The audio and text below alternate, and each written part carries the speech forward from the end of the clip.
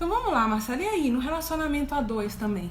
Como é que a culpa se manifesta? E aí eu parei pra pensar e percebi, sabe o quê?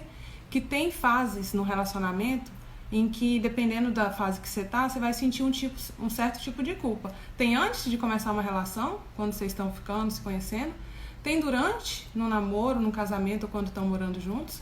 E tem pós-término, quando, infelizmente, algum casamento acaba ou o relacionamento acaba. E aí eu fui pensar, fui me colocando no lugar dessas mulheres em cada fase do relacionamento. E pensei, que culpa que essas mulheres também carregam em relação aos homens. Por exemplo, antes, as mulheres, sobretudo inseguras, e aí o tema de ontem puxa para hoje, né? O complexo de inferioridade, ele está muito ligado ao sentimento de culpa também. E aí a mulher, quando está ficando, quando tem esse sentimento de culpa frequente, ela fica assim, mas se eu falar isso vai ser pior, ele sumiu, tá vendo? Eu afasto mesmo os outros, sabe? E aí começa a entrar numa paranoia. Tá, e aí durante o relacionamento, então a mulher se culpa de outras formas. Se eu não tivesse falado isso não teria acontecido, ele não teria ido embora, ele não teria brigado, ele não teria falado aquilo.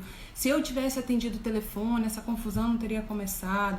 Se eu trabalhasse menos, isso não estaria acontecendo. Também sou uma pessoa difícil, ou acho que porque eu tô fria com ele se distanciou de mim. Então a mulher entra numa paranoia mesmo durante esse relacionamento. E pós-término, tipo, separou, não deu certo. Bem, a culpa junto com o complexo de inferioridade também.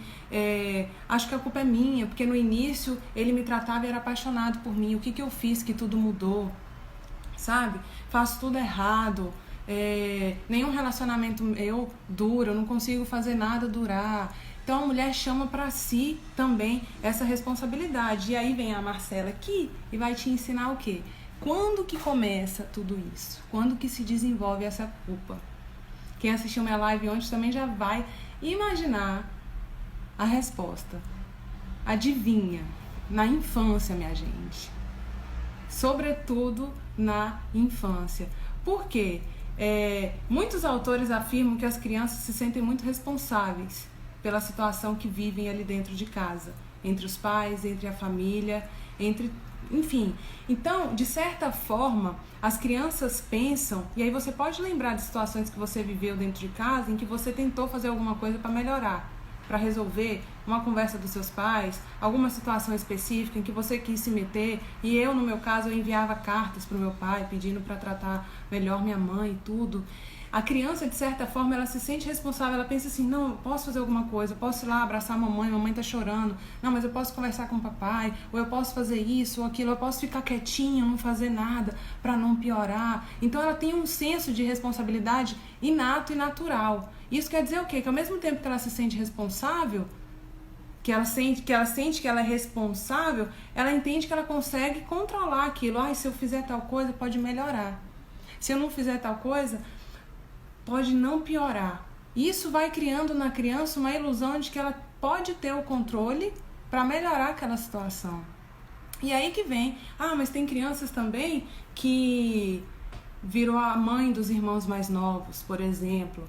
Por algum motivo os pais se separaram ou a mãe não ficava presente em casa e essa criança, essa mulher aí pequena, teve que crescer e adquirir, assumir responsabilidades de uma pessoa crescida enquanto ela ainda era apenas uma criança.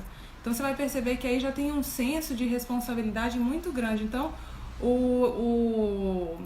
a maturidade emocional dela não acompanha as responsabilidades que ela precisa assumir. Mas é aquela coisa, às vezes são situações da nossa vida que obrigam a gente a simplesmente ser responsável pela casa, pelos irmãos. Às vezes a gente acaba virando pai e mãe ali dentro de casa, acaba tendo que cuidar de várias coisas aí. A gente se torna muitas vezes mais pai e mãe do que nossos próprios pais, dependendo dos motivos. E isso tudo alimenta na gente o quê? Esse senso de responsabilidade. E aí essa mulher cresce. E quando essa mulher cresce, ela se envolve, ela vira mãe, ela tem uma família, ela assume diversos papéis. Então não é só uma esposa. Ela é esposa, mas também ela é mãe, também ela é profissional, enfim. E aí ela cresce, se ela foi uma criança, cheia de responsabilidades, ou simplesmente uma criança que tentou fazer de tudo para os pais ficarem bem, para os pais darem certo, para a família não separar, para a família ficar unida, para a família se dar bem. Aí ela cresce, eu já falei isso aqui em outras lives, ela cresce se envolvendo em relações em que ela também vai assumir muita responsabilidade, ela vai querer resolver tudo, ela vai querer controlar tudo de certa forma, ela vai querer que as coisas, entre aspas, saiam do jeito dela, e isso faz ela ficar sobrecarregada. Então, assim, eu tenho uma frase que eu gosto muito, que eu digo assim: a culpa é o lado ensolarado do controle. Isso quer dizer o quê? Que muitas vezes a gente se sente culpada imaginando que, vamos pegar uma mulher que trabalha, aí ela pensa assim: meu Deus, era para eu estar em casa com meu filho, que ele não estaria mal na escola, por exemplo. Ou se eu tivesse em casa com meu filho, tal coisa não teria acontecido. Ou o contrário, tá em casa com o menino e pensa: ai meu Deus, eu tinha que estar trabalhando, porque se eu tivesse trabalhando, meu marido não estava estressado por causa do dinheiro. Vamos supor. Ou ela pensa assim: ai, mas se eu não tivesse falado tal coisa, ele não tinha ido embora daquele jeito.